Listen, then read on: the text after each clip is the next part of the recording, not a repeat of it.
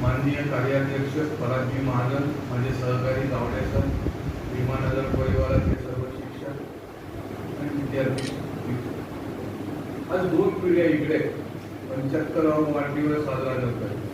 काय फरक पडला 74 आणि 75 मध्ये? जेव्हा मी ग्रॅज्युएट व्हायचो त्यावेळेला 74 म्हणला तर फर्स्ट क्लास आणि 75 म्हणले तर डिस्टिंक्शन. आज आपण फर्स्ट क्लास मधून डिस्टिंक्शन मध्ये आलो. प्रगती झाली म्हणजे काय झालं? आणि हे खरोखर भारत 75 वर्षाचा आहे का? आता गीत म्हटलं हे राष्ट्र देवतांची, कधीपासून राष्ट्र आहे? कोणाला जर आठवलं तर आपण आता गणपतीचा सीझन घेत दरवर्षी आपण आरत्या म्हणतो. त्याच्यामध्ये पांडुरंगाची विठ्ठलाची आरती आहे. युगे 28 विटेवरी उभा पाठ आहे, सगळे रोज म्हणतात. गणपतीच्या सीझन मध्ये ही आरती जोरजोरात रोज म्हणतात. पण 28 युग ही कालगणना म्हणली तर किती वर्षाची झाली? एक युग म्हणजे किती वर्ष? 2 34 7 एवढं एक युग, अशी 28 युग झाली. मग हे राष्ट्र देवतांचं आहे, एवढी वर्ष जुना आहे, धार्मिक अधिष्ठान आहे, तर मग 75 मध्ये काय अडचण? जर राष्ट्रपुरुष मानला तर राष्ट्र आणि भूभाग असलेला देश, जमिनीचा तुकडा नकाशावरचा, जो 1947 साली ब्रिटिशांनी एक रेग मारली आणि त्याच्यामुळे भारत पाकिस्तान वेगळे होऊन आपण स्वतंत्र झालो असं म्हणतो. मग भूभाग हा 75 वर्षाचा होता का 28 युगाचा इतिहास असणारा भारत देश. या 2 गोष्टींच्या मनामध्ये स्पष्ट कल्पना पाहिजे. मुलांना जेव्हा सांगतो त्यावेळेला एवढी वर्ष आम्ही आहोत, आमच्या परंपरा, आमच्या रूढी, आमच्या 7 पिढ्यांचा इतिहास, आमच्या खानदानामध्ये 7 पिढ्यात असं कोणी केलेलं नाहीये. हे सगळे डायलॉग आपल्या बोलीभाषेमध्ये म्हणींमध्ये फिक्स करून ठेवले. पण हे डायलॉग आपण रोज वापरतो, अर्थ माहिती. जर 7 पिढ्यांचं गणित केलं सोपं, एक पिढी 25 वर्षाची नाही, हे 175 वर्ष होतं. 7 पिढ्यांचा हिशोब 175, भारत तर 75 आहे. मग अगोदर कोणीच नव्हतं का? आणि मग स्वातंत्र्याची किंमत काय? मुलं लहान आहे म्हणून नाही, पण मोठ्यांना विचारतो कधी दिलं होती मी प्रवास केला असल्याने 30 किंवा आणि बाजूला जाऊन पैसे. आपण 5 मिनिटं जरी बाजूला जाऊन बसलो तर आपल्याला लक्षात येतं अस्वस्थता काय असते. माझ्याकडे पास आहे पण मी आज आणला नाहीये आणि मी माझ्या भावाला सांगितलंय की घरून पास घेऊन येतोपर्यंत मी तिथे बसलोय. पण त्या टीसीच्या खोलीमध्ये 5 मिनिटं बसायचं तर मनाची अस्वस्थता. कोणी पॅपिलॉन पुस्तक वाचलंय का? मॅडमला जाऊ द्या, जाधव मॅडमचं वाचन खूप आहे मला माहिती. पॅपिलॉन पुस्तकामध्ये एक कैदी असतो, त्याला जेलमधून बाहेर पाडायचं असतं आणि त्याची जेल असते. त्याच्यात तो 9 वेळा प्रयत्न करतो आणि 9व्या प्रयत्नात समुद्रामध्ये स्वतःला भेटून देऊन निघतो. का? फक्त मला स्वातंत्र्य पाहिजे, माझ्या कपाळावर मी जेलमध्ये आहे, मरताना जेलमध्ये मरणार नाही, ही एकच होती. त्याला झाली 100-125 वर्ष. मग हीच भावना आपल्याकडे आद्य क्रांतिकारक वासुदेव बळवंत पडले. 1857 मंगल पांडे तिकडनं सगळा इतिहास. या प्रत्येकाच्या मनामध्ये होतं की माझ्यावरती आता ब्रिटिशांचं शासन चाललंय, ते शासन नको, मला स्वकीयांचं शासन पाहिजे. मग परकीय आणि स्वकीय हा भेद झाला. मग स्वकीयांमध्ये सुद्धा 1935 साली ब्रिटिशांनी एक छोटीशी चाल खेळली आणि प्रशासकीय गोष्टींमध्ये भारतीयांना सामील करून घेतलं. मग 35 काळामध्ये आपण असं म्हटलं की आता भारतीयांचं राज्य आलं का? मग तो रिमोट कंट्रोल झाला की दिसायला प्रशासकीय सेवेमध्ये भारतीय आहेत पण त्यांच्यावरती हुकूम करणारे जे आहेत ते ब्रिटिश आहेत, त्यांनाही बाजूला काढायचं. मग 35 ते 42 हा समजण्याचा काळ गेला आणि 42 पासून आंदोलन सामान्य माणसापर्यंत गेलं. म्हणजे गल्लीतल्या छोट्यातल्या छोट्या शेतकऱ्यापर्यंत हे आंदोलन गेले. आणि म्हणून महात्मा गांधींचं कौतुक जास्त का, तर महात्मा गांधींनी संपूर्ण देश म्हणजे पूर्ण पाकिस्तान, पूर्ण भारत, ब्रह्मदेश रंगूच्या बॉर्डर पर्यंत एवढा मोठा देश सगळा मोबिलाइज केला. आणि आत्तासारखं विमान नव्हतं, आत्तासारखी रेल्वे नाही, राजधानी नाही, दुरंतो नाही, ऑगस्ट क्रांती नाही, कुठलीच गाडी नाही. एक फक्त फ्रंटियर मेल चालायची कोळशाच्या इंजिनची. आणि त्यावेळी आपल्याकडे कराची पासून बेळगाव पर्यंत एकच बॉम्बे प्रॉव्हिन्स होता. ते प्रॉव्हिन्स म्हणायचे, कराची पासून बेळगाव पर्यंतचा बॉम्बे प्रॉव्हिन्स. असा सगळा प्रवास त्यांनी केला, स्वतः फिरले आणि सगळा देश मोबिलाइज केला. एवढे कष्ट केल्यानंतर जे मिळालंय ते स्वातंत्र्य. सिंपल गोष्ट, लहानपणी डब्यामध्ये लाडू ठेवले, वरती पडीवरती आहे, 2 भाऊ एकत्र येतात, एक चूर धरतो आणि मी वरती धरून तो लाडू. चोरीचा मामला आहे घरात, आई वडिलांच्या, आईच्याच नकळत, वडिलांचं लक्ष नाही घालत, पण आईच्या नकळत मी चोरीचा मामला आहे, घरामध्ये गपचूप लाडू खातोय. कोणी मला धरेल का आणि थांब तुझ्या आईला नाव सांगतो. या 2 गोष्टींच्या प्रेशरमध्ये आपण असतो. जोपर्यंत तो लाडू खाऊन संपत नाही तोपर्यंत. का संपत नाही? नंतर पुरावा नाही, मी खाल्लाच नाही म्हणून सांगायला. तो लाडू संपत नाही तोपर्यंत तो प्रेशर आहे. आणि नंतर मग एकदम मोकळं, मनावरचं दडपण निघून जातं, ओझं निघून जातं. मग त्या लहानपणापासून ही एक सायकोलॉजिकल गेम आहे, सायकोलॉजिकल मानसिक संस्कार आहे. मी स्वतंत्र आहे, माझ्या मताप्रमाणे, माझ्या विचाराप्रमाणे वागू शकतो. माझ्यावर कोणाची नजर आहे, मला दुसऱ्या कोणाचं ऐकावं लागतंय आणि मला दुसऱ्याच्या इच्छेप्रमाणे वागावं लागतंय. मी स्वतंत्र आहे. मग ती नोकरी असू दे, शिक्षण असू दे, जीवन असू दे, घर असू दे, संसार असू दे, किंवा देशामध्ये समाजामध्ये केलेलं वर्तन असतं. स्वतंत्रतेचा अर्थ त्यांनी भारतरत्न जवळनं बघितलंय, त्याला किंमत कळते. आता कोकणात पूर आला, कोकणामध्ये पूर आल्यावरती सगळ्यांनी मदत एकदम भरभरून केली, प्रत्येकाला जे वाटतं ते.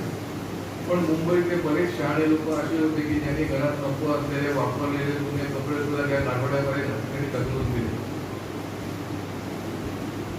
ज्याच्याकडे राहायला छप्पर नाही, ज्याचं घर वाहून गेलेलं आहे, ज्याच्याकडे अन्न खायला टाकली नाही, अशा माणसाला नवीन जुना चॉईस नसतो.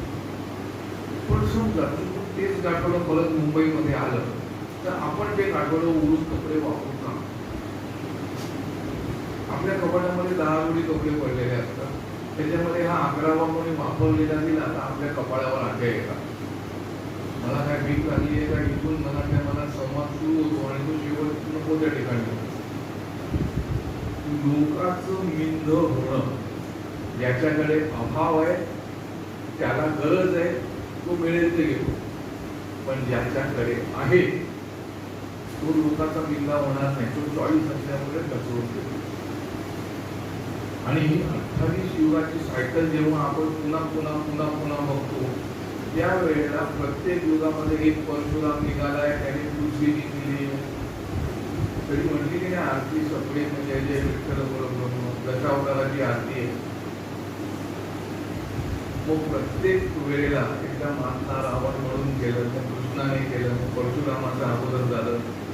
प्रत्येक वेळी माणसाच्या उत्क्रांतीमध्ये हळूहळू प्रगत होत होत माणूस पोचतो.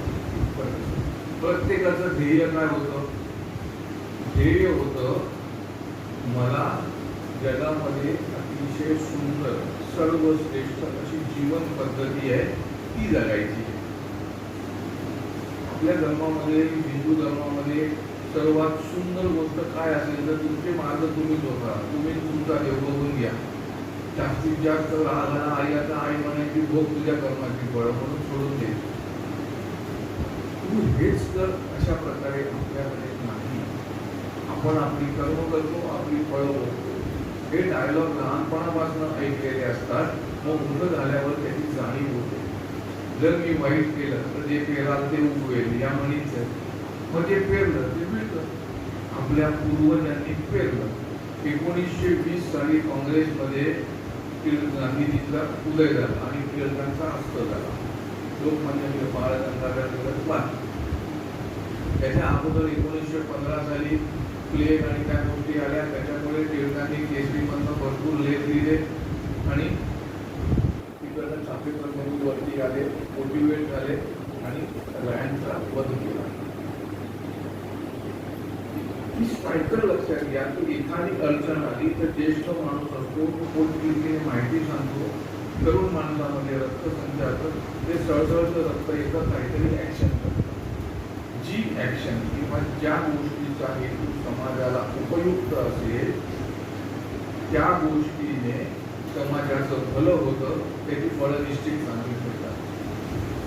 मग तो मदनलाल टिंगरा असू दे, मंगल पांडे असू दे, चाफेकर बंधू असू दे, वासुदेव बळवंत असू दे किंवा शेवटचे लेखक महात्मा गांधी असू दे, स्वातंत्र्याच्या लढ्यामध्ये एवढ्या वर्षात एवढ्या लोकांनी आपल्या प्राणाची आहुती दिली. नावं सांगता येत नाही आणि उगीच परीक्षा यायची नाही, तर उगीच जालियनवाला बागेत किती लोक गेले म्हणतात तर आपल्याला नावं सांगता नाही, संख्या पण माहीत नसते आपल्याला. एवढ्या लोकांचे जीव गेल्यानंतर आज मिळालंय ते स्वातंत्र्य, पण ऐकं मिळालंय ना, त्याच्यामुळे किंमत नाही कळत आपल्याला. जसं आत्याने पण ड्रेस दिला, मावशीने पण ड्रेस दिला, काकूने पण ड्रेस दिला, तर तिघांमध्ये जो सरस आहे तो माझा, बाकीच्या लोकांची किंमत नसते. पण माझ्याकडे ड्रेसच नाहीये आणि मला एकच ड्रेस मिळाला तर तो किती जपून ठेवू आपण. ऐकं मिळालं किंमत नाही, सांभाळायचं आहे. आणि हे सांभाळून घेतल्यानंतर इतिहास लक्षात ठेवायचा की हा 28 युगांचा इतिहास आपल्याकडे. हे 75 वर्षाची फक्त कागदी कालगणना. जसे ब्रिटिश आत्ता गेले त्याच्या अगोदर शिवाजी महाराजांनी मुसलमानांना हाकललं. औरंगजेब औरंगाबाद किल्ल्यापर्यंत येऊन थांबला, पण त्याच्या पुढे नाही येऊ शकला. आजच्या तारखेला औरंगाबाद आणि पुणे किती अंतर होतं? 3 तासाचं अंतर आहे. 4 तास मी गेलो, कारने 3 तास, बसून 4 तास. 3 तासाच्या अंतरामध्ये औरंगाबाद किल्ल्यापर्यंत औरंगजेब राजा, मुसलमानांचा मुघल राजा तिथपर्यंत आला, खालती नाही येऊ शकतो. त्याचबरोबर बंगलोरला गेला, बंगलोर पर्यंत मुसलमानांचं राज्य होतं, कंदावर पर्यंत. या बाजूला राज्य घ्यायला नाही येऊ शकले. म्हैसूरचं राज्य नाही येऊ शकले. म्हैसूर बंगलोर रुपये आपण सहज टूर करतो, म्हैसूर घेऊ शकले नाही. प्रत्येकाने आपापल्या परीने आपापली अस्मिता आणि आपापलं अस्तित्व जपून ठेवलेलं आहे. मग आपण सुद्धा आपलं अस्तित्व जपून ठेवायचं का नाही? जर माझ्या मनामध्ये संकल्प केला की हे स्वातंत्र्य मिळालंय, कमीत कमी ते टिकवून ठेवेल आणि ते जाईल पुन्हा, असं मी करणार नाही. नाही तर फितुरीचा शाप आपल्याला इतिहासात सगळ्यांना माहिती. पेशव्यांकडे फितुरी, ब्रिटिशांकडे फितुरी, मुसलमानकडे फितुरी. फितुरीमुळे संभाजी राजे पकडले गेले. प्रत्येक वेळी फितुरीचा नाव काढलं की असेच घेतात. मग तो सूर्याची पिसाळ असू दे, त्यात आणखीन कोणी असू दे, फितुरीमुळे आपण जातो. तर माझ्याकडनं अशी देशविघातक फितुरीची कृती होणार नाही. हे जेव्हा मी निश्चित करेन, मनात संकल्प करेन, तर किमान माझ्या पिढी पुढचं तरी हे स्वातंत्र्य राहील.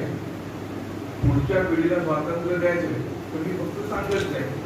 आणि ही रिले रेस आहे. माझ्या वडिलांच्या त्यांचा जन्म झाला तो स्वातंत्र्याच्या पूर्वी. माझे वडील 10 वर्षाचे होते तेव्हा 47 साला 37चा जन्म, 47ला स्वातंत्र्य आलं. तेव्हा त्यांना कळत नव्हतं, फक्त खाऊ मिळाला होता एवढं. त्यांच्या नंतरचं स्वातंत्र्य आमच्या पिढी, आमच्या नंतरचं पुढच्या पिढी, त्याच्यानंतर आता तुम्हाला फ्री स्वातंत्र्य. ही रिले रेस आहे. बॅटन घेतला तो धावणारी शर्यत असते. 4 जण पळतात, कांडुका देतात, मग पुढचा पळतो. तशा मागच्या पिढीने पुढच्या पिढीला दिलं, पुढच्या पिढीने पुढच्या पिढीला दिलं. श्रावण महिना आहे, कांगड्या कोणी वाटले की नाही? बाई सोडून द्या मुलांपैकी. कहाणीचं पुस्तक असतं माहितीये का नाही? घेतला वसा टाकू नको वगैरे काहीतरी लिहिलेलं असतं त्याच्यामध्ये. स्वातंत्र्य मिळालंय, जगद्गुरु व्हायचंय, विश्ववंद्य व्हायचंय, त्याच्यासाठी मी प्रयत्न करतो. स्वतःसाठी शिकणार. पुत्रमंडळ सुद्धा स्वतःसाठी दूध प्यायला की निघून जातात, पोळीचे तुकडे टाकले की निघून जातात. माणसाचं वैशिष्ट्य काय? तो स्वतः स्वतः बरोबर इतरांचा विचार करतो, समाजाचा विचार करतो. मग देव, देश आणि धर्म याच्यासाठी कसे लढले? मग शिवाजी महाराज, मग वेळाचं दौडले ते 7 मराठे वीर, त्याचे कवन का बरं वेळात दौडले? देव, देश आणि धर्मासाठी लढले. देव बघितला नाहीये, एक सूर्य फक्त दिसतो रोज, बाकी कुठला देव दिसलाय? पण आई वडील देव आहे, गुरुजी देव आहेत, आचार्य देव आहे. आपण प्रतीक रूपाने मानले म्हणून हा राष्ट्र देव आहे. आणि त्या राष्ट्राची आठवण ठेवायची. एवढा मोठा इतिहास आहे तो लक्षात ठेवायचा. आणि कुठे जायचंय तर जगद्गुरु व्हायचंय, तिथपर्यंतचा प्रवास आहे. तोपर्यंत मागच्या पिढीने जे दिलंय ते सांभाळायचं आणि ते तसंच्या तसं पुढच्या पिढीला द्यायचं. एवढं दिलं की आजचा स्वातंत्र्य दिवसाचा संकल्प मग पुढच्या वर्षापर्यंत रिन्यू झाला. आता जानेवारी तिळगुळ म्हणतो ना आपण, तिळगुळ घ्या गोड बोला. दरवर्षी संक्रांत, दरवर्षी तिळगुळ, म्हणजे गोड फक्त एकच वर्ष बोलायचं. पुढच्या वर्षी विचार करू, दिला तिळगुळ तर गोड बोलू नये तर नाही बोलणार. तसं स्वातंत्र्य उत्सव जो आहे तो 15 ऑगस्ट पर्यंतच आहे. पुढच्या वर्षी 15 ऑगस्ट पर्यंत मी चांगला वागेन. पुढच्या 15 ऑगस्टला परत नेत्यासमोर उभं राहायचं, ध्वजवंदन करायचं, सांगायचं चांगलं वागेल. दरवर्षी 1-1 वर्षाचं कॉन्ट्रॅक्ट रिन्यू करत जायचं.